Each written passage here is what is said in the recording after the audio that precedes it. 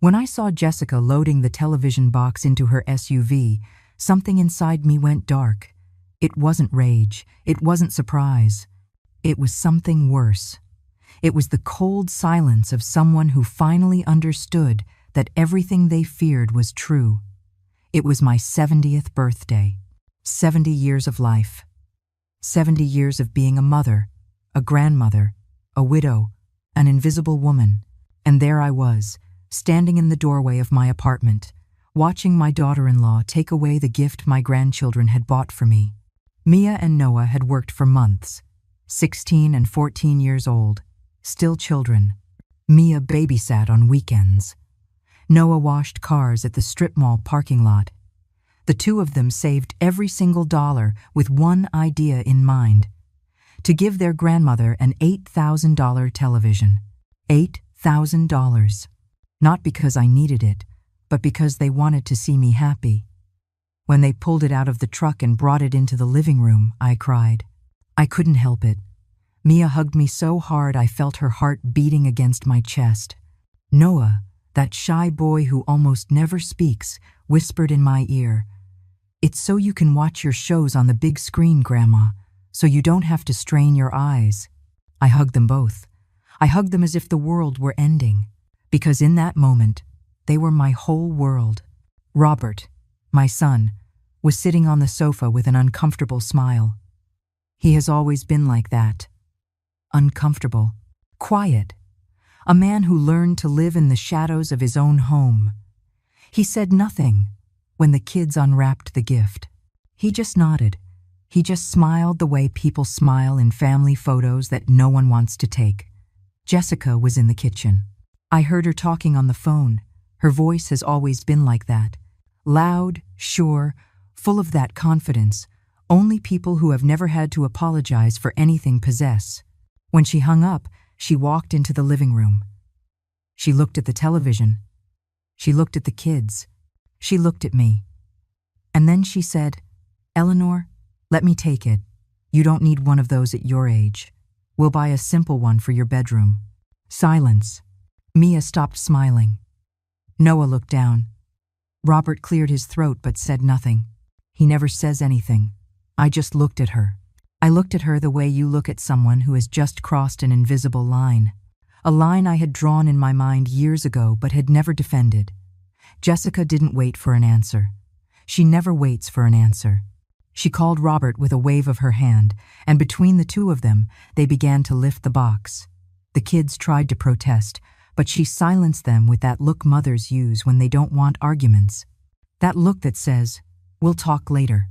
I stayed there, standing, immobile, watching them load my gift toward the door, watching my grandkids bite their lips to keep from crying, watching Robert avoid my eyes.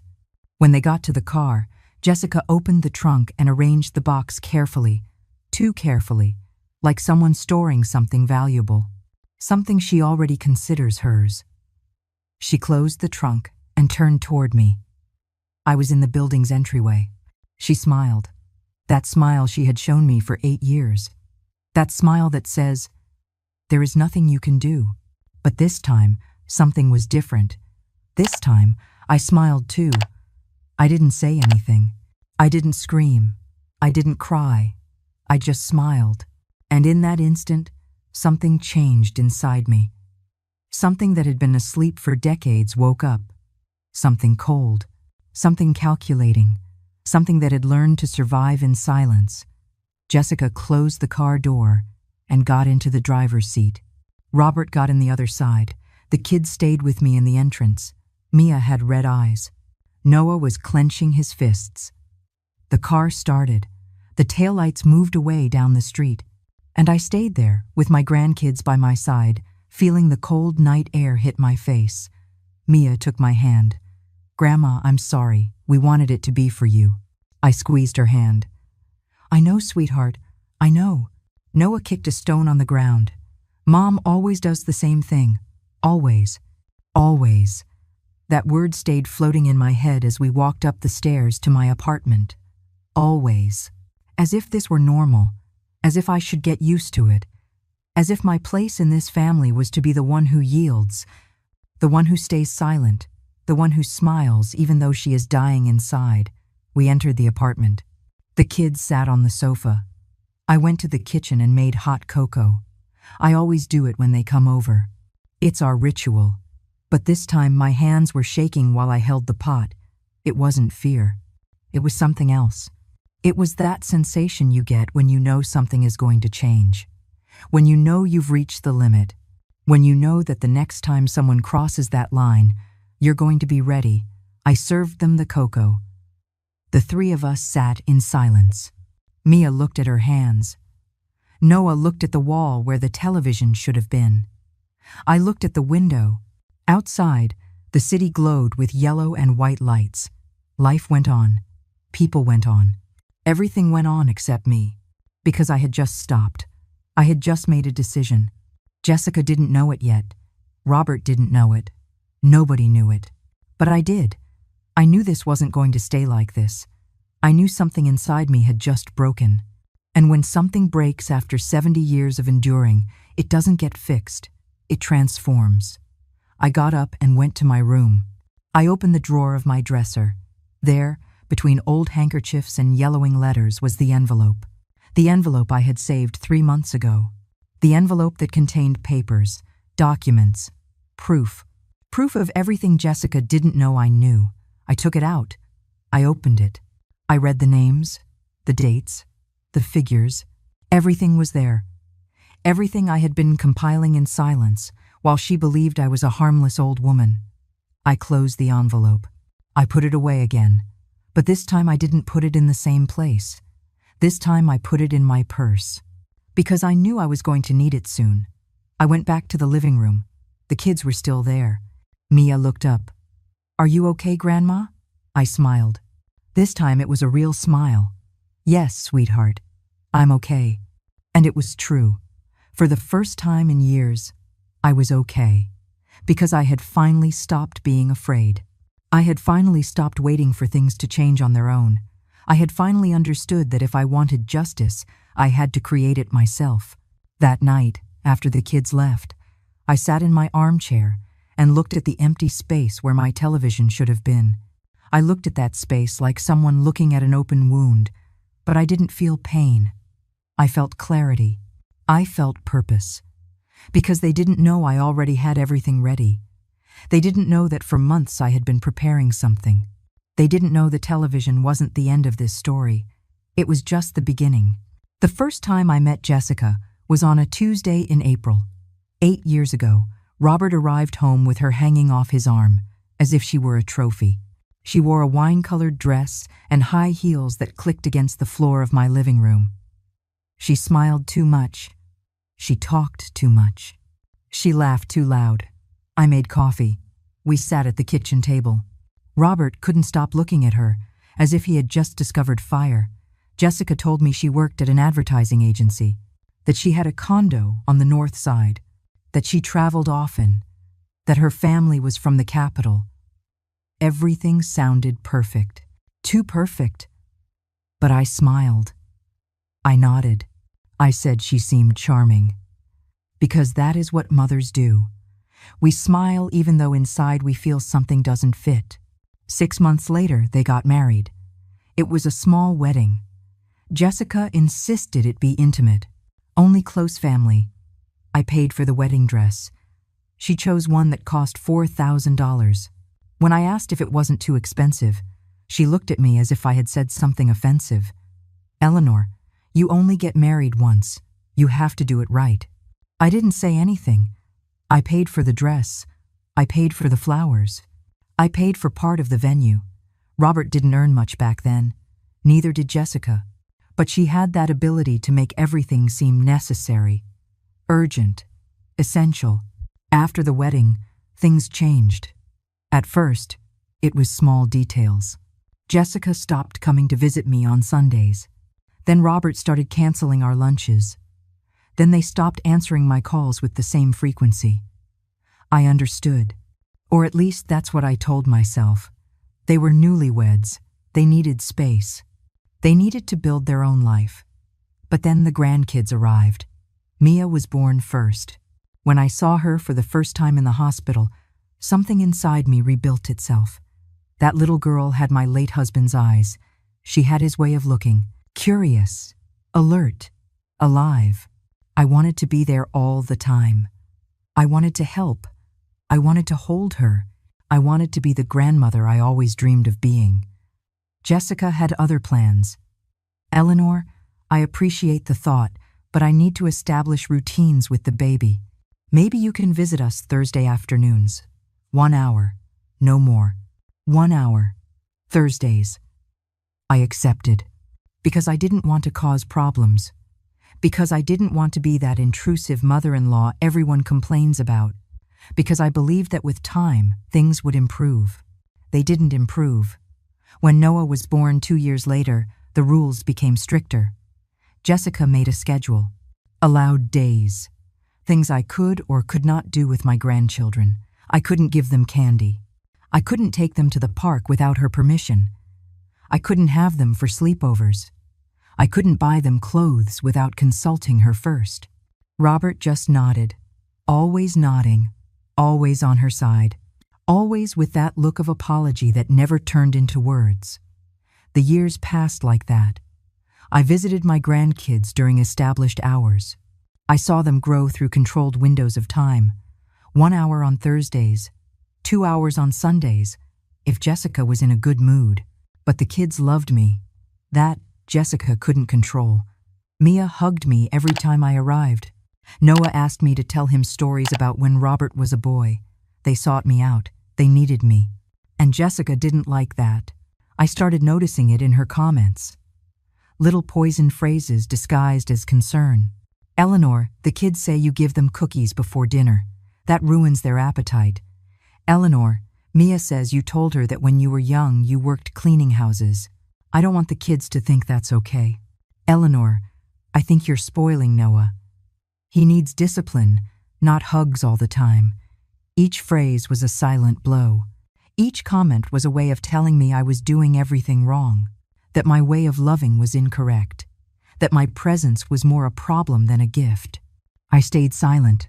I always stayed silent, because I was afraid of losing my grandkids. I was afraid that if I confronted Jessica, she would convince Robert to keep them away from me completely.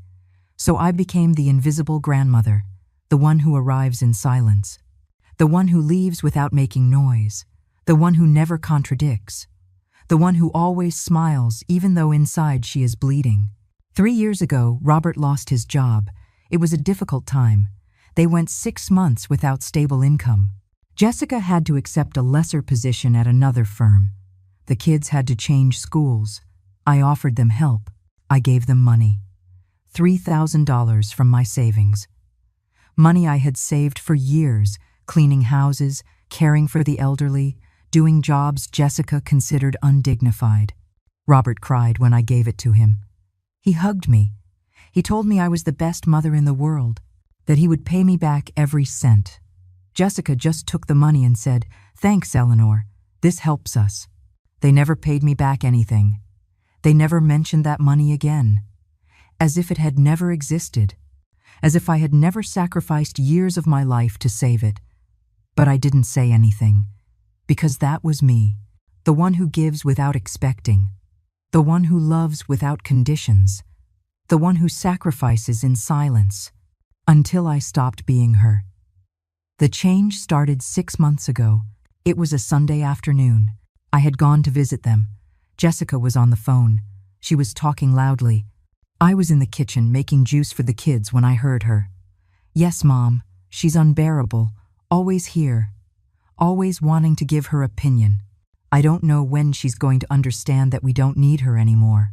I froze. The glass I was holding shook in my hand. Robert is too soft. He doesn't dare say anything to her. But I'm tired. We need our space. We need her to understand she's not welcome all the time anymore. My legs went weak. I sat on a kitchen chair. My heart was beating so hard I could hear it in my ears. Jessica kept talking. She kept laughing. She kept destroying 8 years of silence I had endured with dignity. When she hung up, she came into the kitchen. She saw me sitting there. She smiled. "The juice is ready, Eleanor."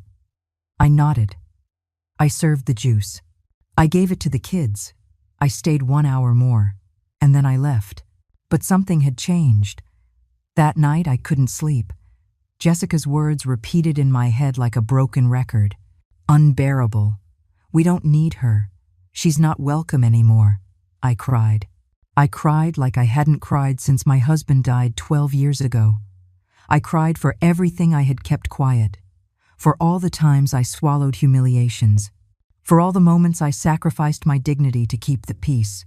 But when I finished crying, something else arrived. Clarity. Strength. Decision. I got out of bed. I went to my desk. I took out a notebook. And I started to write. I wrote down every humiliation, every hurtful comment, every moment Jessica had made me feel small, every time Robert had looked the other way. I wrote dates. I wrote names. I wrote amounts of money I had given and never recovered. And then I started to investigate. I looked in old boxes. I found receipts for bank transfers. I found text messages I had saved without knowing why. I found emails. I discovered that the money I had sent for the kids' school supplies had been used for a weekend at the beach. I discovered that Jessica had told her family I was a burden, that I was senile, that they needed to put me in a home soon. I discovered there were plans. Plans that didn't include me. Plans where my apartment, the apartment I bought with the sweat of 30 years of work, would be sold to pay their debts. I found everything, and I saved everything. For 6 months I investigated in silence. I smiled when I visited. I nodded when Jessica spoke. I hugged my grandkids as if nothing was happening. But inside, I was building something. I was building justice. And then my 70th birthday arrived. My grandkids arrived with that $8,000 television. Jessica arrived with her fake smile and barely disguised contempt. And the moment arrived when I finally understood I had nothing left to lose. Because when they take everything from you, including your dignity, the only thing you have left is the truth. And I had a lot of truth saved up. 3 days after the television incident, I received a message from Mia. It was early in the morning. I was drinking coffee in my small kitchen when the phone vibrated on the table. "Grandma, can I come see you today after school? I need to talk to you." I replied immediately. "Of course, sweetheart. I'll be waiting." She arrived at 4 in the afternoon. Her eyes were red. She sat on my sofa and started to cry before I could ask her what was wrong. I hugged her. I said nothing. I just held her while her body shook against mine. When she could finally speak, she told me everything.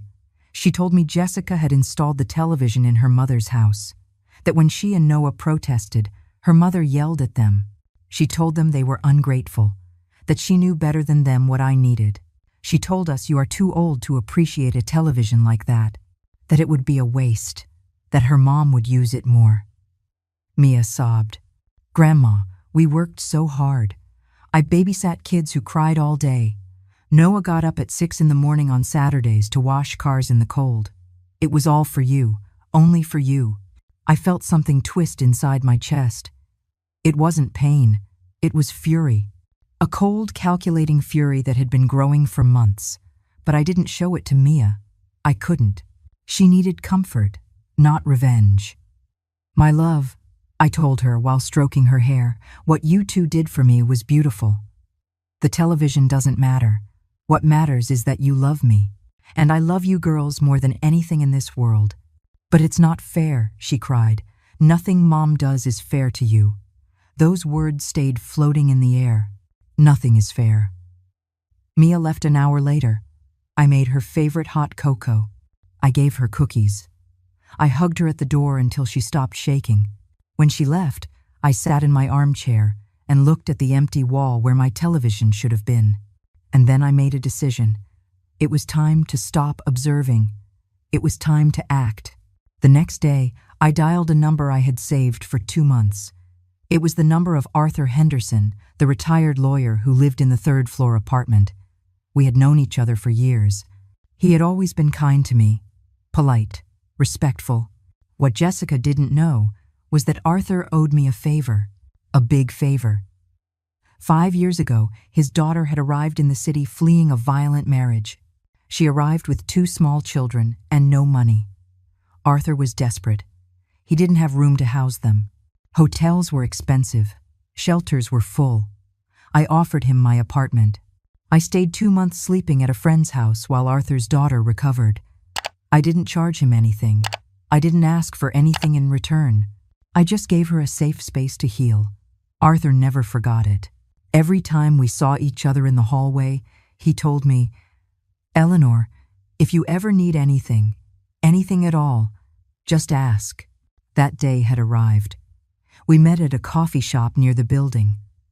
Arthur arrived punctual, as always. We sat by the window. I ordered tea. He ordered black coffee. "Eleanor," he said with a warm smile, "it's a pleasure to see you. What can I do for you?"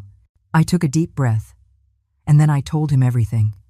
I told him about Jessica, about the humiliations, about the money I had lent and never recovered, about the plans I had discovered to sell my apartment, about the television.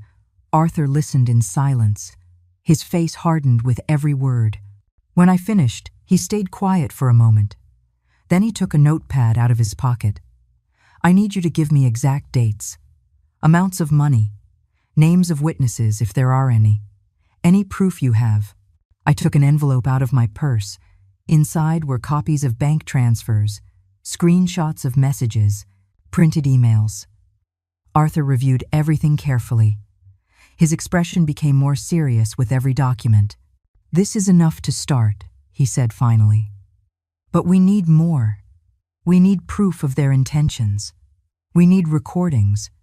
We need documentation that they are planning to appropriate your property." "How do I get that?" I asked. Arthur leaned forward. "Do you trust me?" I nodded. "Then let me help you. I know someone. A private investigator. Discreet. Efficient. He can get information that we can't." I felt a chill.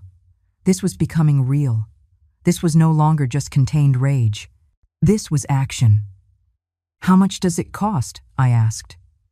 $2,000. Maybe 3, depending on how long we take. I had that money. I had it saved for emergencies. And this was an emergency of dignity. "Do it," I said. Arthur nodded. "There is something else I need you to know. Eleanor, if we go forward with this, there is no turning back. Once we start compiling evidence, once we confront Jessica legally, your relationship with your son may change forever." I had already thought about that.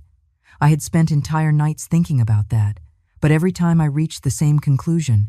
"Robert decided years ago whose side he's on," I said. "I'm just deciding to stop being invisible." Arthur smiled. It wasn't a happy smile. It was a smile of respect, of understanding. "Then let's begin." The next 2 months were strange. On the outside, everything remained the same. I visited my grandkids during the allowed times. I smiled when Jessica spoke. I nodded when Robert told boring stories about his job. But inside, I was building a case. I was building a bomb. The investigator Arthur hired was named Mike. He was a man of about 40, quiet, with eyes that seemed to see everything. We met once at the coffee shop. He explained how everything would work. "I'm going to follow Jessica for 3 weeks. I'm going to document her movements. I'm going to check her social media. I'm going to look for any evidence of fraud, embezzlement, or conspiracy." "And if you don't find anything?" I asked. Mike smiled. "There is always something. People like her always leave tracks." He was right. 2 weeks later, Mike called me. His voice sounded different. Excited. "I need you to come to my office. I found something." I went that same afternoon. Mike's office was in an old building downtown. I walked up 3 flights of stairs that creaked. I knocked on the door. He opened immediately. Inside was a table full of papers, photographs, and a laptop. "Sit down," he said. Saturday, my heart was beating so hard I could hear it. Mike opened the laptop. He showed me a series of screenshots. They were WhatsApp conversations. Conversations between Jessica and her mother. I started reading. I already convinced Robert that it's better to sell the old lady's apartment. He says it's in a good area. We can get at least $120,000. And her, what does she say? She doesn't know anything yet. Robert doesn't dare tell her. But I already spoke to a real estate agent. As soon as she signs the power of attorney, we sell. And if she doesn't sign, we'll convince her. We'll tell her it's for her own good, that she needs to be in a smaller place, safer. I already found a nursing home that costs $1,000 a month. With what we get from the apartment, we can pay for 3 years and keep the rest. I felt the air escaping from my lungs. I read those words again and again. $120,000. Nursing home, power of attorney. They were planning to rob me. They were planning to lock me up. They were planning to erase me from my own life. There's more, said Mike. He showed me bank statements. Statements showing that the money I had sent for the grandkids had been diverted. $3,000 I gave when Robert lost his job. Another $2,000 I lent for car repairs. $1,500 for school supplies. Nothing had gone where they told me. Everything had gone to vacations, to expensive restaurants, to designer clothes. They had robbed me, for years, with a smile on their faces. "Are you okay?" asked Mike. I wasn't okay. I felt like the world had flipped upside down.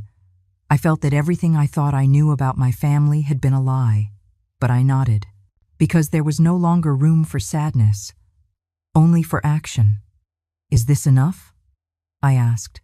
"More than enough," responded Mike. "With this, we can prove intent to defraud, conspiracy to commit financial abuse against an elderly person, misappropriation of funds. You have a solid case. What's next?" "That depends on you, Eleanor. Do you want to press criminal charges? Do you just want to protect your assets? Do you want revenge?" I thought for a moment. I thought about Mia and Noah.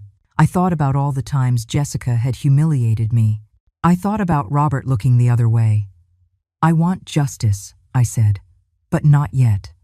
First, I want them to know what it feels like. I want them to experience what I experienced for years." Mike nodded slowly. "You have a plan." I smiled. For the first time in months, I smiled for real. "Yes," I said, "I have a plan." The plan started taking shape a week after my meeting with Mike. I sat in my kitchen with Arthur, and we mapped out every step, every detail. Every move had to be perfect. "The first thing you need to do," said Arthur while taking notes, "is legally protect your apartment. If Jessica is planning to make you sign a power of attorney, we need to get ahead of her." "How?" "You're going to create a trust, a revocable living trust. You will transfer ownership of the apartment to that trust. The beneficiaries will be Mia and Noah. You will continue living here until you die. But no one can sell or mortgage this property without the consent of a neutral trustee." I liked the idea. My apartment was safe. My grandkids would inherit it. Jessica couldn't touch it. "How long does that take?" I asked. 2 weeks if we do everything fast.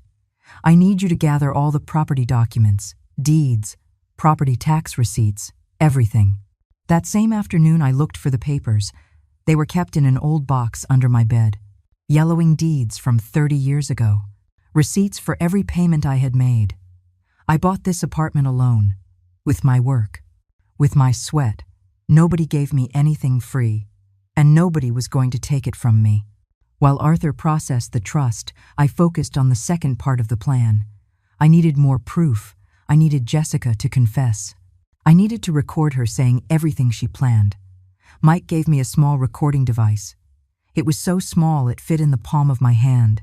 He taught me how to use it, how to hide it, how to activate it without anyone noticing.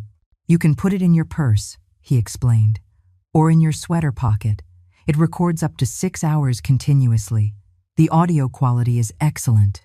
I practiced in my apartment. I recorded imaginary conversations. I listened to the recordings. It worked perfectly. Now I just needed the opportunity. That opportunity arrived 2 weeks later. Robert called me on a Tuesday night. "Mom, Jessica wants you to come for dinner on Saturday. She says we need to talk about something important. My heart raced. This was it. This was the moment I had been waiting for. What do you want to talk about? I asked, feigning innocence. I don't know exactly. Something about your well-being. About the future. The future. What an ironic word. Sure. Son, I'll be there. On Saturday, I got ready with care. I put on a beige dress and a knitted sweater. In the sweater pocket, I hid the recording device. I activated it before leaving my apartment. I arrived at Robert's house at 7 in the evening. Jessica opened the door with a smile that didn't reach her eyes. Eleanor, so good you came. Come in, come in. The house smelled of home-cooked food. Jessica had cooked. That was rare. She almost never cooked. This meant they wanted something from me. Robert was in the living room. He got up when he saw me and gave me an uncomfortable hug. The kids weren't there. That was also rare. Where are Mia and Noah? I asked. We sent them to my mom's, replied Jessica. We wanted this conversation to be just between adults. We sat at the table. Jessica served roast chicken with vegetables. Everything looked delicious. Everything felt calculated. We ate in silence for the first few minutes. I chewed slowly, observing, waiting. Finally, Jessica put her fork down on the plate and looked directly at me. Eleanor, Robert and I have been worried about you. There it was, the beginning. Worried? Why? I asked with the softest voice I could manage. Robert cleared his throat. Mom, you're already 70. You live alone in that apartment. Going upstairs every day can't be good for you. I'm fine, I said. I don't have problems going upstairs. Jessica smiled with that condescension I already knew too well. Eleanor, we know you say you're fine, but we see you. We see you tired. We see you slower. It's natural at your age. At your age? As if 70 years were synonymous with useless. Where are you going with this?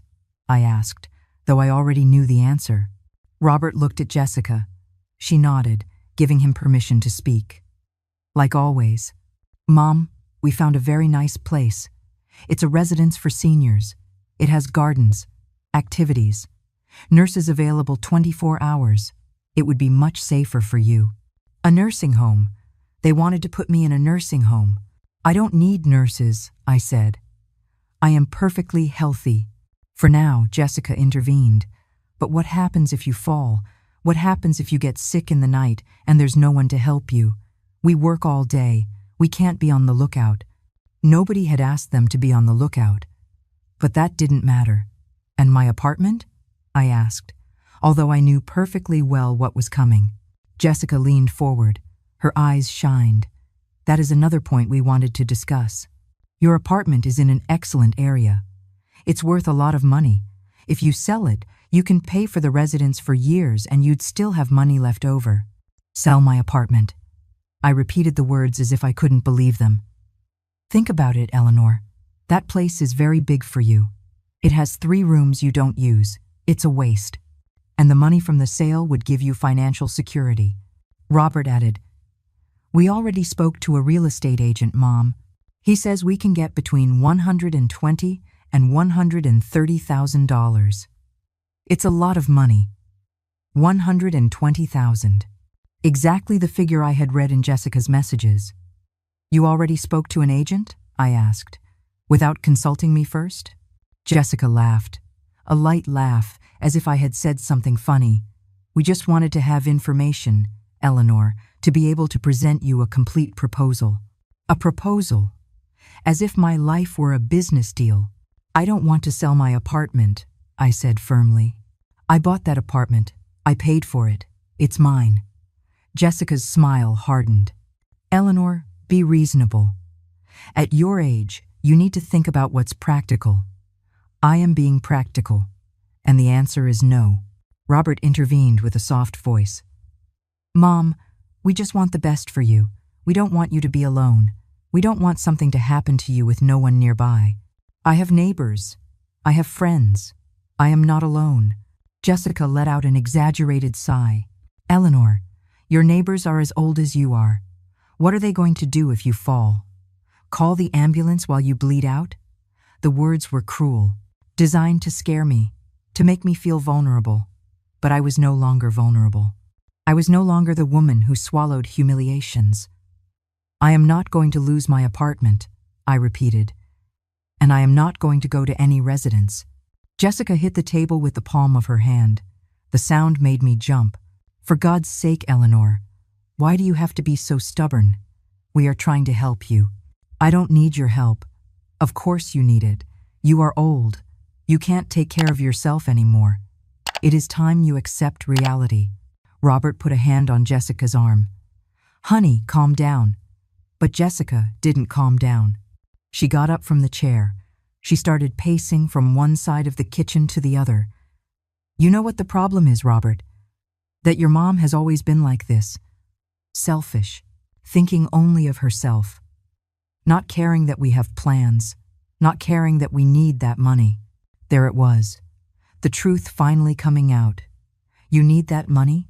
I asked. For what? Jessica turned around. She looked at me with eyes full of frustration. To live. To give a better life to your grandkids. To not always be counting pennies. I gave you money, I said. I gave you more than $6,000 in the last few years. What happened to that money? Silence. Jessica looked at Robert. Robert looked at the floor. That money was used on necessary things, said Jessica finally. Like what? That is none of your business. It is my business if it is my money. Jessica laughed, a bitter laugh. Your money? Eleanor, you gave that money voluntarily. Nobody asked you for it. You wanted to act generous. Now you can't claim it back. I felt the rage rising in my chest, but I held it back. I needed her to keep talking. I needed her to say more. You're right, I said with a calm voice. I gave that money voluntarily because I love my family, because I believed you needed it. And we needed it, said Robert weakly. You needed it to go on vacation to the beach? I asked. Because I saw the photos on Facebook. Jessica went rigid. We all need to rest sometimes. Sure. With my money? Enough, yelled Jessica. I'm not going to stay here listening to this. Robert, tell your mom to sign the power of attorney papers, or this is going to get ugly. Power of attorney. Finally, she had said it out loud. What papers? I asked. Robert took an envelope out of a drawer. He put it on the table. Mom, it's just a formality. A power of attorney would allow us to handle your legal affairs if one day you can't do it yourself. And you need that now? It's preventive, said Jessica. To be prepared. Prepared to sell my apartment. Prepared to lock me up. Prepared to erase me. I'm not going to sign that, I said. Jessica let out a dry laugh. Of course you're going to sign, sooner or later, because you have no other option. There are always options. Not at your age. Not when you depend on us. I do not depend on you. Jessica leaned over the table. Her face was inches from mine. Eleanor, listen to me well. You are going to sign those papers. You are going to sell that apartment, and you are going to go to that residence. Because if you don't do it voluntarily, we are going to prove that you are no longer in your right mind. We are going to get a judge to order it. Threats. Finally showing her true colors. I got up from the chair. I took my purse. My hand touched the recording device in my sweater pocket. It was still recording. I had recorded everything. I'm leaving, I said. Sit down, ordered Jessica. No. I walked toward the door. Robert followed me. Mom, wait. We can talk about this calmly. I turned around. I looked him in the eyes. Robert, you are my son. I gave you life. I raised you alone after your father died. I worked 3 jobs so you would have food and clothes. And now you are asking me to sign papers so your wife can steal everything I have. Robert looked down. He said nothing. Like always. I left that house and walked 3 blocks before allowing myself to shake. I sat on a park bench. I took out the recording device. I turned it off. I had everything. Every word. Every threat. Every confession. I called Arthur. How did it go? He asked. I have everything, I said. I have everything we need. The morning after that dinner, I woke up with a purpose clearer than ever. I sat on my bed and listened to the full recording. Every word from Jessica, every cowardly silence from Robert. Everything was there, perfectly documented. I called Arthur at 9 in the morning. We met in his apartment an hour later. Mike was also there.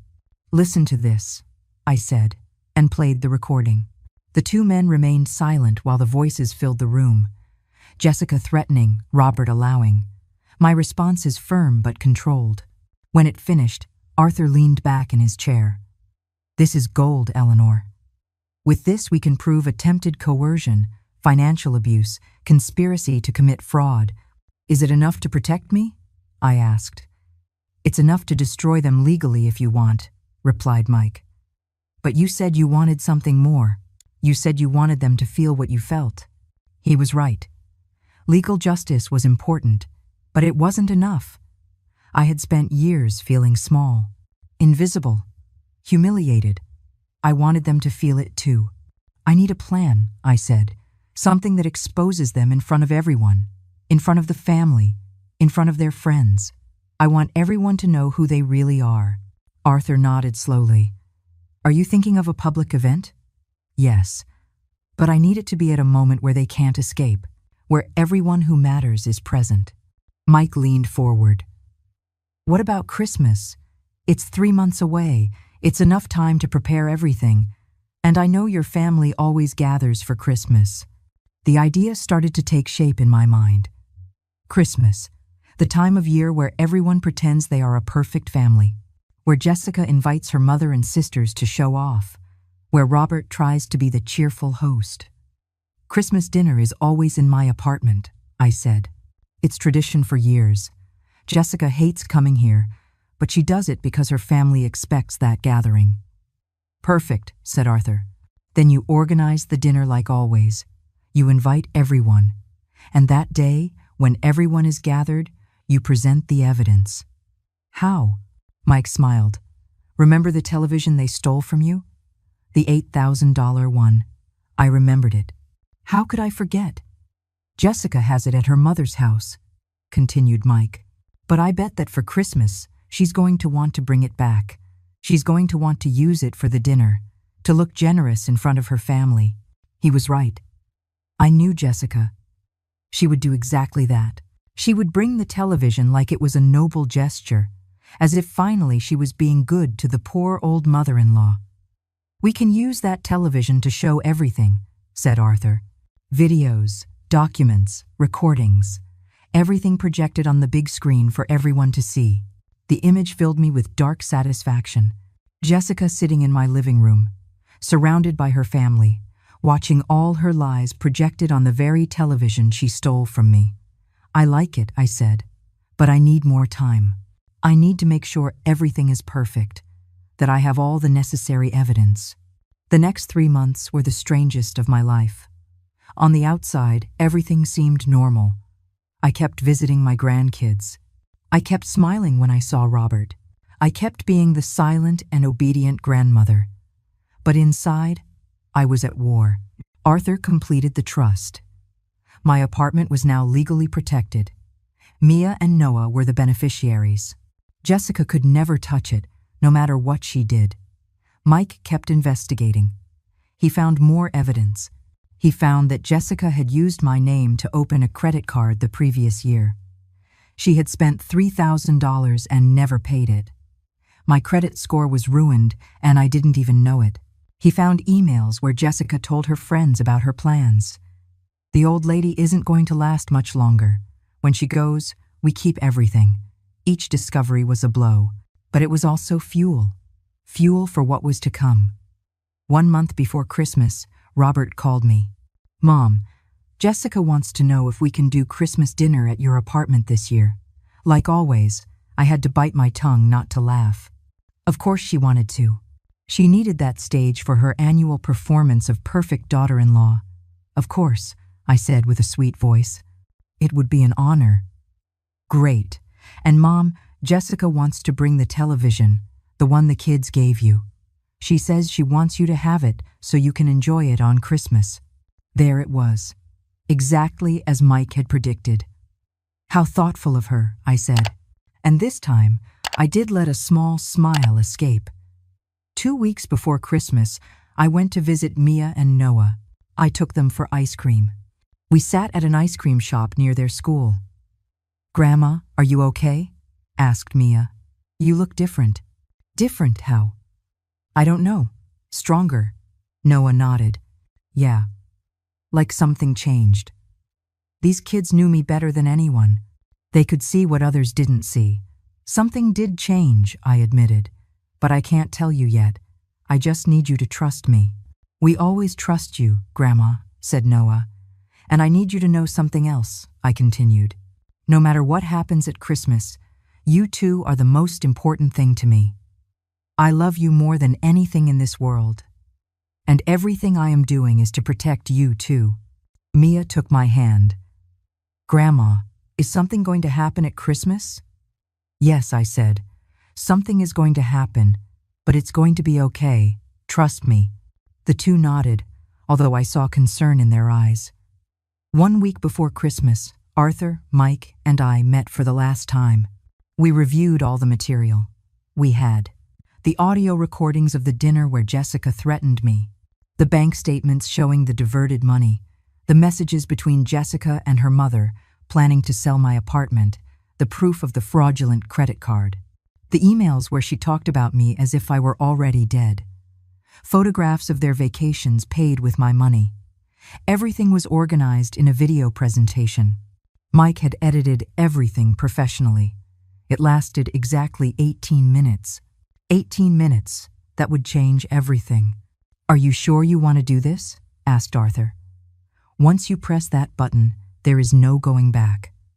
I had thought about that every day for 3 months. I had imagined that moment hundreds of times. I had weighed the consequences. "I am sure," I said. "More sure than I have been of anything in my life." Mike taught me how everything would work. The television would connect to a USB drive that I would hide. At the exact moment, I would take out the remote control and play the video. Simple, effective, devastating. The night before Christmas, I could almost not sleep. I stayed awake looking at the ceiling of my room, thinking about everything that was to come, thinking about everyone's words when they saw the truth. I thought about Robert, my son, the boy I had raised alone, the man who had chosen silence over his own mother. It hurt me what this would do to him, but he had made his decision years ago. Now I was making mine. I thought about Jessica, about her arrogance, about her cruelty disguised as concern, about all the years she had made me feel invisible. Tomorrow she would be the invisible one. She would be the humiliated one. I thought about my grandkids, about Mia and Noah. They deserved to know the truth. They deserved to see that their grandmother wasn't weak, that their grandmother could defend herself. I got out of bed at 5 in the morning. I took a long bath. I got ready with care. I put on a wine-colored dress I had bought especially for this occasion. I did my makeup. I did my hair. I looked at myself in the mirror. The woman staring back wasn't the same one she had been 6 months ago. This woman had fire in her eyes. This woman had power. At 9 in the morning, I started cooking. I prepared the turkey. I made the stuffing. I cooked the potatoes. I baked the bread. Everything had to be perfect. This would be the last Christmas dinner this family would have together. It had to be memorable. At 2 in the afternoon, Robert arrived with the television. He carried it between him and a friend. They installed it in the living room, right in front of where everyone would sit. "Mom, Jessica says this is your Christmas gift," said Robert. "She wants you to know she always planned to give it back to you." Lies. But I smiled. How kind of her. When they went to get more things from the car, I took the USB drive out of my pocket. I plugged it into the television input. I hid it behind a plant. Nobody would see it, but I knew it was there, waiting. At 6 in the afternoon, everyone started to arrive. Jessica's mother, her 2 sisters, Robert, Jessica, the kids, Susan, my neighbor, whom I had invited as a witness, Everyone sat around the table. Everyone smiled. Everyone pretended we were a happy family. Jessica was radiant. She wore an emerald dress and expensive jewelry. She moved through my apartment as if it were hers. She served wine. She told jokes. She was the perfect hostess in my own home. We ate. We talked. We laughed. I observed everything as if I were watching a play, as if it weren't real. After dinner, when everyone was satisfied and relaxed, Jessica stood up with a glass of wine in her hand. "I want to make a toast," she said. Everyone raised their glasses. To family. To being together. And especially to my mother-in-law Eleanor, who opens her home to us every year. Everyone toasted. Everyone drank. I just smiled. Because I knew that in 5 minutes, that toast would sound very different. After the toast, everyone moved to the living room. Jessica insisted we sit down to watch family photos on the television. To remember the good times, she said with that perfect smile she had practiced for years. How ironic! She wanted to use my stolen television to show her fake version of our family. But I had other plans. I sat in my favorite armchair. The same armchair where I had spent entire nights crying. The same armchair where I had planned this moment. From here I had a perfect view of everyone. Jessica's mother was to her right, bragging about a new necklace. Jessica's sisters chatted about their recent vacations. Robert served more wine, always the silent waiter in his own family. Mia and Noah were sitting on the floor, near me. Noah looked at me with those eyes that always saw too much. He asked me in a low voice, "Grandma, are you nervous?" "No, sweetheart," I replied. "I am at peace." And it was true. After months of preparation, after years of humiliation, I was finally at peace. Because I knew that in a few minutes, everything would change. Jessica connected her phone to the television. She started swiping through photos. Past Christmases, birthdays, trips to the beach. In every photo, they smiled. They looked perfect. They looked happy. "Look at this one," said Jessica, pointing to a photo from 2 years ago. "It was when we went to Cancun. Remember? What a beautiful trip." Her mother nodded. "You guys always know how to enjoy life." I remembered that trip. It was 2 months after I lent them $2,000 to fix the roof that had leaks. Leaks that never existed. Money that turned into piña coladas and beachfront hotels. Jessica kept swiping photos. Each one was another lie, another performance, another reminder of how they had used me for years. "And this one is from Robert's birthday last year," she continued. "Look at the restaurant where we ate. It was divine." I remembered that day too. They had told me it was an intimate family dinner. When I arrived, I discovered it was only for Jessica's friends. I wasn't invited. Robert called me afterward to apologize. "It was a misunderstanding, Mom." It was always misunderstandings. After 20 minutes of photos, Jessica finally turned off her phone. "Well, I think we've seen enough beautiful memories." "There are more memories to see," I said. Everyone turned toward me. Jessica raised an eyebrow. "Excuse me, Eleanor?" I stood up from my armchair. I walked to where I had hidden the television remote control. I took it with a firm hand. "I also prepared something to show tonight," I said. "Something I think everyone should see." Jessica laughed nervously. "Eleanor, I didn't know you knew how to use this technology." "I learned many things in the last few months," I replied. Robert stood up. "Mom, what is happening? Sit down, Robert. Everyone sit down. This won't take much time." There was something in my voice that made everyone obey. Even Jessica sat down, although her eyes showed confusion mixed with something like fear. I pointed the remote at the television. I pressed the button to change the input. The screen went black for a second. Then a title appeared in white letters. "The Truth About Jessica Marquez." Jessica turned pale. "What is this?" I said simply. "Something this family needs to see." Robert stood up again. "Mom, turn that off." "I don't know what you are doing, but—" "Sit down, Robert," I repeated. This time my voice was harder. "Or I swear I am going to show your part too." He sat down. Everyone was silent now, even the kids had stopped moving. I pressed play. The screen showed the bank statements first. Numbers. Dates. Transfers from my account to Robert and Jessica's. $3,000 in March 2022. $2,000 in August 2022. $1,500 in January 2023. Next to each transfer appeared the reasons they had given me. Roof repair. Mia's medical emergency. Broken car. And then appeared the photos from their social media from those same dates. Cancun. Expensive restaurants. Designer clothes. Jewelry. Jessica's mother looked at her daughter. "Jessica? This is ridiculous," said Jessica, but her voice was shaking.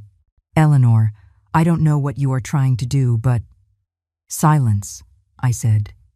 "There is still more." The video continued. Now it showed screenshots of messages. The messages between Jessica and her mother that Mike had gotten. I already convinced Robert that it's better to sell the old lady's apartment. Everyone in the room gasped. Jessica's mother brought a hand to her mouth. Robert stood up, staring at the screen as if he couldn't believe what he was seeing. "We can get at least $120,000. Jessica's sisters exchanged looks. One of them whispered, "Oh my God. I already found a nursing home that costs $1,000 a month. We can pay for 3 years and keep the rest." Jessica got up from the sofa. "Turn that off. You have no right." "Sit down," I said, and there was so much ice in my voice that she obeyed. The video continued. Now it showed more messages. Messages where Jessica called me a burden, where she said I was senile, where she planned to declare me mentally incompetent. The old lady isn't going to last much longer. When she goes, we keep everything. Robert had tears in his eyes. "Jessica, is this real?" She didn't answer. She just watched the screen with horror. Then came the part with the audio recording, the scene from 3 months ago. My voice, clear and calm, asking about the power of attorney. Jessica's voice, full of threats. "You are going to sign those papers. You are going to sell that apartment, and you are going to go to that residence. Because if you don't do it voluntarily, we are going to prove that you are no longer in your right mind." The room was in total silence. Only the audio from the television was heard. Jessica's voice threatening me. Robert's voice failing to defend me. My voice firm, refusing. When the audio finished, more information appeared. The credit card Jessica had opened in my name, the $3,000 spent. The ruined credit report. Jessica used my identity to open a credit card, I explained while everyone watched the screen. She spent $3,000 on clothes and restaurants. She never paid a cent. My credit is destroyed. Jessica's mother stood up. "You did what?" Jessica finally found her voice, but it was a different voice. Desperate. "Mom, she is manipulating everything. She is taking things out of context." "Context?" asked one of her sisters. "What context makes it okay to steal from your mother-in-law?" The video continued. Now it showed emails. Emails between Jessica and her friends. Emails where she mocked me, where she told how she manipulated me, where she planned my future without consulting me. The old lady is so easy to handle. I tell her it's for her own good, and she believes everything. Mia started to cry. Noah hugged her, but his eyes didn't stop looking at his mother with something I had never seen before. Disappointment.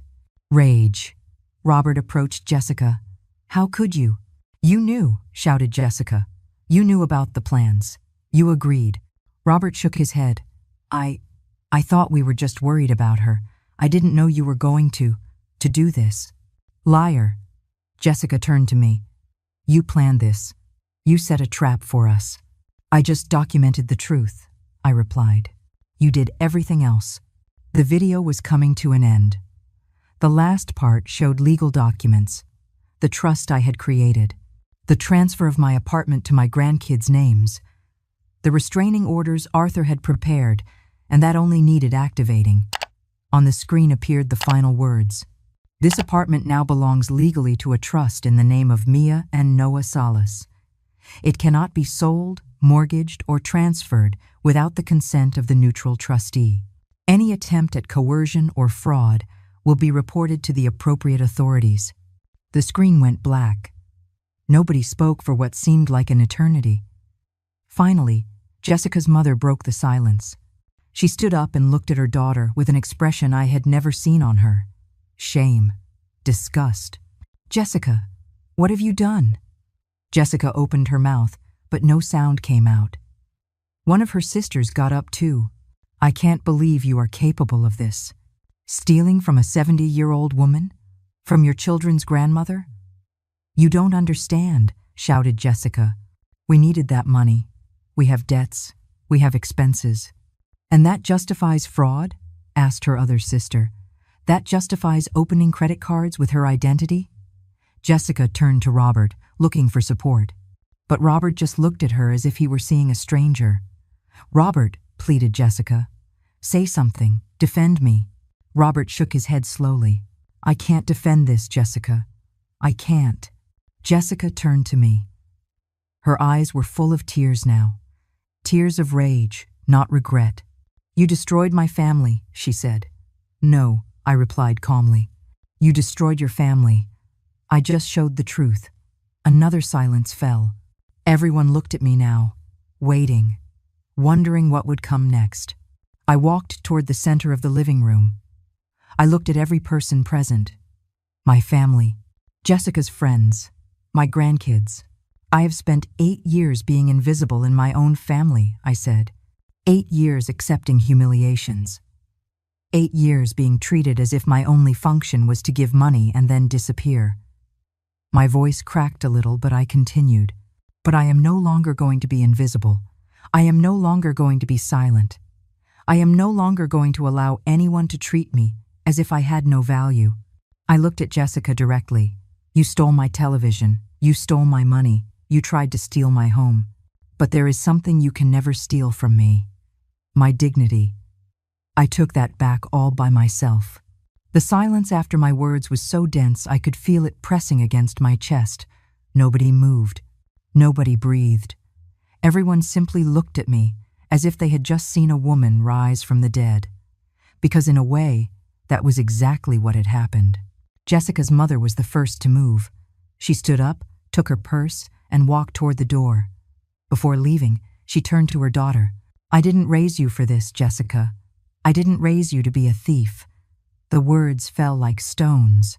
Jessica opened her mouth to answer, but her mother had already left, closing the door with a sharp slam that resonated through the whole apartment. One of Jessica's sisters stood up too. "I can't stay here either. This is too much." The other sister followed her, but before leaving she approached me. She took my hands. "Mrs. Eleanor, I am so sorry. If I had known what my sister was doing, I would have said something." I nodded. "I know, dear. This is not your fault." When they left, only Robert, Jessica, the kids, my neighbor Susan, and I remained. Jessica was standing in the middle of the living room, arms crossed, shaking. I don't know if it was from rage or fear. Maybe both. "Are you happy now?" she asked me with a venomous voice. "You destroyed my relationship with my family. Do you feel powerful?" "I feel free," I replied. "Free!" Jessica laughed, but it was a broken, hysterical laugh. "You just taught my whole family that I am a thief. You just taught my children that their mother is a monster." "I didn't teach them anything," I said calmly. "You taught them with your actions. I just showed them the truth you had hidden." Jessica turned to Robert. "And you? Are you going to stand there saying nothing? Are you going to let your mother humiliate me like this?" Robert had his gaze lost on the floor. When he finally spoke, his voice was barely a whisper. "Jessica, you opened a credit card with my mother's name. You stole her money. You planned to sell her apartment without her consent." "For us," shouted Jessica. "I did everything for us. For our family. Because you don't earn enough. Because we needed money." "Then we should have worked more," replied Robert. "We should have made sacrifices. Not steal from my mother. Your mother has more than she needs. She lives alone in a 3-bedroom apartment. Why does she need all that space?" "Because it is hers," said Robert, And this time his voice was firmer, because she paid for it with her work, because she earned it. Jessica looked at him as if she didn't recognize him. Now you're going to take her side? After everything we planned together. I never planned to steal from her, Jessica, I thought. I thought we were just worried about her well-being. Liar, you knew exactly what we were doing. Robert finally looked up. There were tears in his eyes. You're right, I knew, and that's why I am just as guilty as you. He turned to me. He walked to where I was and knelt in front of me. A 42-year-old man kneeling like a child. Mom, forgive me. Forgive me for not defending you. Forgive me for being such a coward. Forgive me for choosing comfort over truth. I looked at my son, this man I had raised alone, this man who had learned to be invisible in his own life, this man who had failed when I needed him most. I put a hand on his head. Robert, I forgive you, but forgiving you doesn't mean I will forget. And it doesn't mean things are going to go back to how they were before. I know, he sobbed. I know, and I accept it. Mia approached me. Her face was full of tears. Grandma, I am so sorry. I'm sorry I didn't see what Mom was doing. I hugged her tight. You have nothing to apologize for, my love. None of this is your fault. Noah also approached. He said nothing, just joined the hug. The three of us remained like that, united, while the world around us crumbled. Jessica watched the scene with eyes full of hate. Perfect, simply perfect. Now I am the villain, and you are the happy family. I separated from my grandkids and looked directly at her. Jessica, you made your choices. For years you chose the lie, you chose deceit. You chose to see yourself as a victim, instead of taking responsibility. And what did you choose? She spat. Did you choose revenge? Did you choose to destroy me in front of everyone? I chose dignity, I replied. I chose truth. I chose to stop being invisible. Jessica shook her head. This doesn't end here. I'm going to get a lawyer. I'm going to prove those recordings are illegal. I'm going to. The recordings are completely legal, interrupted Arthur, who had been silent until now. Everyone turned to look at him. In this state, only one party's consent is needed to record a conversation. Eleanor had every right to record what she wanted in her own home. Jessica paled. Who are you? Arthur Henderson, lawyer and Eleanor's neighbor. And if you decide to proceed legally against her, I can assure you that you are not going to win. We have solid documentation of fraud, identity theft, and conspiracy to commit financial abuse against an elderly person. Financial abuse. Jessica laughed bitterly. She has more money than she needs. That doesn't give you the right to steal it, said Arthur with a cold voice. And if you want this to turn into a criminal case, go ahead. But I warn you that the consequences will be much worse for you than for Eleanor. Jessica looked at Robert, looking for support. But Robert just shook his head, defeated. Let's go, said Jessica finally. Robert, get your things. We're leaving. Robert stood up slowly. He looked at his children. Then he looked at me. The kids can stay if they want, he said in a low voice. Mia and Noah exchanged looks. Then Mia spoke. We want to stay with Grandma tonight. Jessica turned sharply. What? We want to stay here, repeated Noah. You are coming with me now, ordered Jessica. No, said Mia with a firm voice. We aren't going. Jessica walked toward her children. But I stepped in between. I said nothing. I just stood between her and my grandkids. Jessica looked at me with so much hate I could feel it burning. This doesn't end here, old woman. I swear this doesn't end here. Yes, it does, I said calmly. It ends exactly here. Jessica took her purse and left the apartment, slamming the door. Robert looked at me one last time before following her. In his eyes, I saw something I had never seen before. Respect. Maybe even admiration. When the door closed, I let myself fall onto the sofa. My whole body was shaking. The adrenaline that had sustained me for the last hour was finally dissipating. Susan approached and put a hand on my shoulder. Eleanor, you were incredible. I feel destroyed, I admitted. You are liberated, she corrected. There is a difference. Mia and Noah sat on either side of me. The three of us remained in silence for a long while. Outside, the city celebrated Christmas. Fireworks exploded in the distance. People laughed. Music played. And in here, in my small apartment, something had ended. A complete era of my life had come to an end. "Grandma," said Mia finally, "what is going to happen now?" "I don't know, my love," I answered honestly. "But I know we are going to be okay." "Are Mom and Dad going to divorce?" asked Noah. "I don't know. That is a decision they have to make." "Can we keep seeing you?" asked Mia with a small voice. I hugged her tighter. "Always. You can always see me. Whatever happens with your parents, I am always going to be here for you." Noah looked at me with those wise eyes he had. "Grandma, why did you wait so long? Why didn't you say anything before?" It was a good question. A question I had asked myself hundreds of times. "Because I was afraid," I admitted. "I was afraid of losing my family. I was afraid of being left alone. I was afraid that if I spoke, things would get worse." "And now?" he asked. "Now I know that silence hurts more than the truth. Now I know that being alone with dignity is better than being accompanied with humiliation." Mia rested her head on my shoulder. "I am proud of you, Grandma." Those words broke me in a way none of Jessica's cruelties had managed. I cried. I cried like I hadn't cried in years. I cried for everything I had lost. I cried for everything I had endured. I cried for the woman I had been and for the woman I had become. But I also cried of relief, because finally, after so many years, I had said enough. I had drawn a line. I had recovered my voice. That night, Mia and Noah slept in the guest rooms Jessica always said I didn't need. Susan went to her apartment after making sure I was okay. I stayed alone in the living room, looking at the turned-off television, the television that had been the trigger for all this. The $8,000 television that my grandkids bought with love and that Jessica stole with greed. Now it was back in my house. But it didn't matter anymore, because I had learned that objects have no real value. What has value is dignity, respect, truth.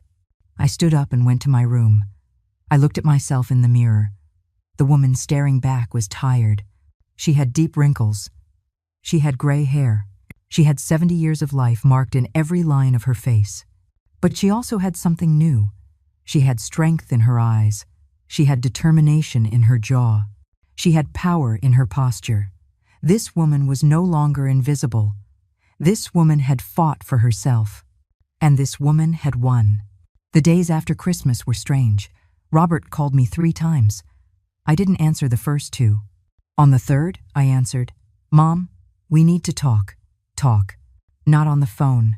Please. Can I come see you?" I accepted. He came 2 days later. He looked haggard. He had lost weight. He had deep bags under his eyes. We sat in the kitchen. I served him coffee. Neither of us touched it. "Jessica left," he said finally. "She went to her mother's house. She says she needs time to think." I said nothing. I just waited. "The kids are with me." "Well, half the time. The other half, they want to be here with you." "They can be here whenever they want," I said. Robert nodded. He rubbed his face with his hands. "Mom, I was a coward. For years I was a coward. I know. I didn't defend you when I should have. I let Jessica treat you as if you didn't matter. I let her steal from you. I let her plan to destroy your life." "I know," I repeated. Robert looked up. He had tears in his eyes. "How can you be so calm? How can you look at me without hating me?" "Because I already spent my rage," I replied. "I already did what I had to do. Now all that's left is deciding what's next." "What is next for us?" I took a sip of coffee. It was cold. "That depends on you, Robert. I already made my decisions. I already protected my future. I already recovered my dignity. Now you have to decide what kind of man you want to be." "I want to be better," he said. "I want to be the son you deserve to have. Then be better. Not with words, with actions." Robert nodded. He got up to leave. At the door, he turned back. The trust you created. The one that leaves the apartment to the kids. It was brilliant. It was necessary. Jessica is furious. She says she is going to fight legally. Let her fight. She won't win. Robert smiled sadly. I never saw you coming, Mom. I never thought you were capable of all this. Me neither, I admitted. But it turns out when you get pushed enough, you discover what you are made of. After he left, I called Arthur. We met in his apartment that same afternoon. Jessica hired a lawyer, he informed me. She is trying to contest the trust. She says you created it under duress, that you weren't in your right mind. I laughed. I couldn't help it. Duress? She accuses me of duress. The irony escapes no one, said Arthur. But we have to take this seriously. I need you to get a psychological evaluation. We need to prove you are completely sane and that you made these decisions with mental clarity. I did the evaluation a week later. A psychologist asked me questions for 2 hours. He asked me to solve problems, to remember dates, to explain my decisions. At the end, he shook my hand. Mrs. Eleanor, you are more lucid than most 30-year-olds I see. The report arrived 3 days later. Arthur read it and smiled. This is perfect. With this, any argument of mental incapacity is destroyed. But Jessica didn't give up. Her lawyer sent letters threatening lawsuits, demanding compensation for emotional distress, asking to annul the trust. Arthur answered every letter with solid documentation. The recordings, the bank statements, the proof of fraud. Every time Jessica attacked, we counterattacked with irrefutable evidence. Finally, 2 months after Christmas, Jessica's lawyer called Arthur. My client is willing to reach an agreement. What kind of agreement? Asked Arthur. She withdraws all lawsuits against Mrs. Eleanor. In exchange, Mrs. Eleanor does not press criminal charges for the credit card fraud. Arthur looked at me. I thought for a moment. I accept, I said, but with an additional condition. Which one? Jessica signs a document where she renounces any right over my property, my assets, and my future. And she accepts that my grandkids can visit me whenever they want without her interference. The lawyer took the proposal to Jessica. 2 days later, she signed. When Arthur showed me the signed document, I felt something strange. It wasn't victory. It wasn't joy. It was closure. It's over, I said. It's over, confirmed Arthur. That night, Mia and Noah came to have dinner. I told them about the agreement. So Mom can't bother you anymore? Asked Mia. Not legally, I replied. And we can keep coming. Always. Noah hugged me. Grandma, you are the bravest person I know. Those words filled me with something I hadn't felt in years. Pride. Pride in myself. The weeks passed. Life found a new rhythm. The grandkids visited me 3 times a week. Robert came on Sundays. We drank coffee. We talked. Slowly, we rebuilt something. It wasn't what we had before. It was something different. Something more honest. Jessica never came back to my apartment. I saw her sometimes on the street, when she picked up the kids. We looked at each other. We didn't speak. There was nothing left to say. One day, 3 months after everything, Susan knocked on my door. Eleanor, there is something I want to show you. She took me to her apartment. On her computer, she showed me an article from a local blog. The headline said, 70-year-old woman defends her dignity against family abuse. Someone had told my story. Not with names, but with enough details that anyone who was at that Christmas dinner would know who they were talking about. I read the full article. It talked about financial abuse against the elderly, about the importance of fighting back, about never being too old to recover your power. The comments were full of women telling similar stories, women who had been silenced, women who had been robbed, women who had found their voice. You are an inspiration, said Susan. I didn't feel like an inspiration. I felt like a survivor. But maybe that was the same thing. That night, I sat in my armchair. I looked around my apartment. This place I had fought so hard to protect. This place I now knew my grandkids would inherit. I thought about everything that had happened, about everything I had lost, about everything I had gained. I had lost the illusion of a perfect family, but I had gained the truth. I had lost the comfort of silence, but I had gained the power of my voice. I had lost years being invisible, but I had gained the rest of my life being seen. And that, I decided, was a fair trade. 6 months after that Christmas, I woke up in my apartment and realized something strange. For the first time in years, I didn't feel that weight in my chest. That constant anxiety that accompanied me every morning had disappeared. I got up, made coffee, and sat by the window. Outside, the city was waking up. People walked to their jobs, kids went to school, life went on.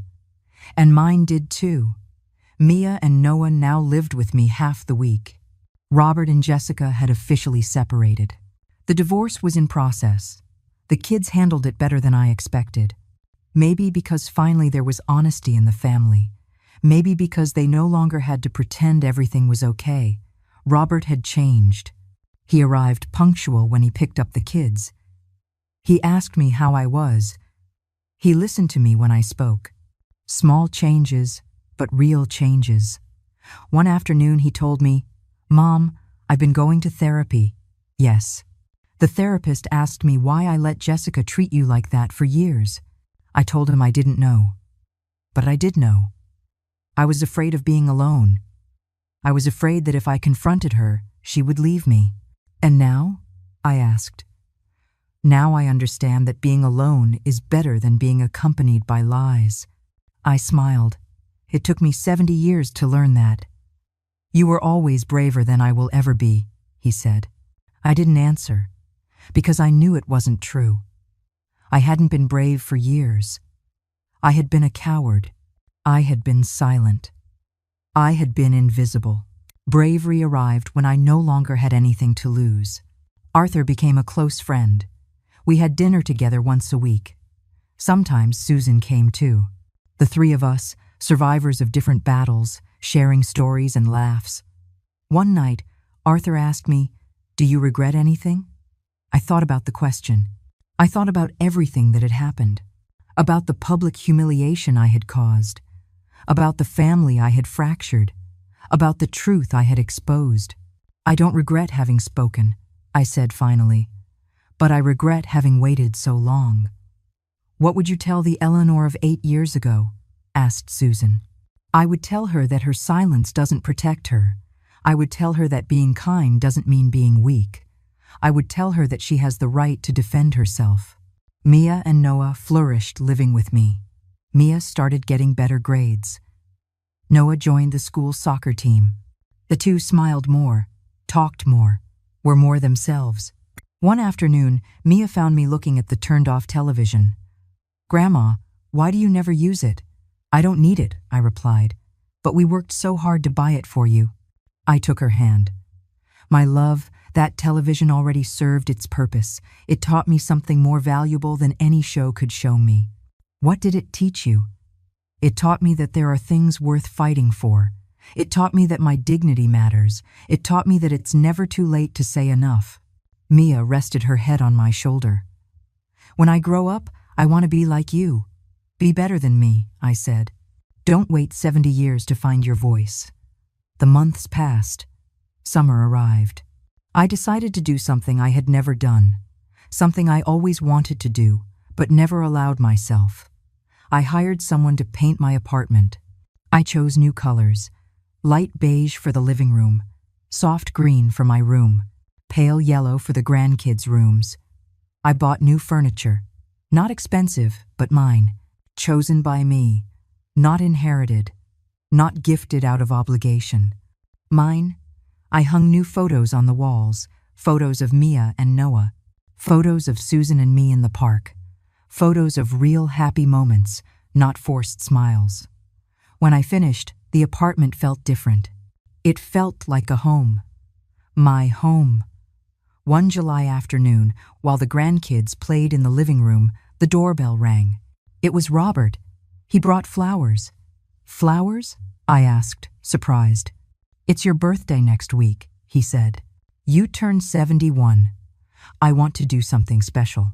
I don't need anything special. I know, but I need to do it. I need to show you that I am trying, that I want to be better. I let him in. We sat in the kitchen. The kids came to say hello and then went back to their games.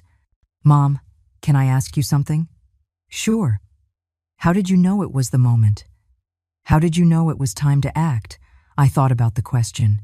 I thought about that moment at dinner, when Jessica threatened me. I thought about all the moments before that one, all the silences, all the humiliations. It wasn't a single moment, I said. It was the accumulation of years. But there was an instant where something simply broke. And when it broke, I realized I could no longer keep being who I had been. I had to choose. I could stay broken and silent, or I could break everything and rebuild myself. And was it worth it? I looked around. My renovated apartment, my grandkids playing happily, my son sitting in front of me, finally seeing me for real. Yes, I said. It was worth every tear, every sleepless night, every moment of fear. It was worth it. Robert nodded. He had tears in his eyes. I am proud of you, Mom. Those words, coming from him, meant more than I could express. The week of my birthday, Mia and Noah woke me up early. They had prepared breakfast, scrambled eggs, toast, orange juice, everything made with clumsy adolescent love. Happy birthday, Grandma, they said in unison. We ate together. We laughed. We talked about everything and nothing. It was simple. It was perfect. That afternoon, Robert came with a cake.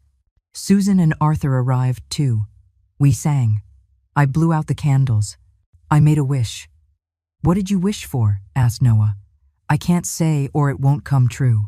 Grandma, you already have everything you need, said Mia. What more could you ask for? I smiled, because she was right. I already had everything I needed. But my wish wasn't for me.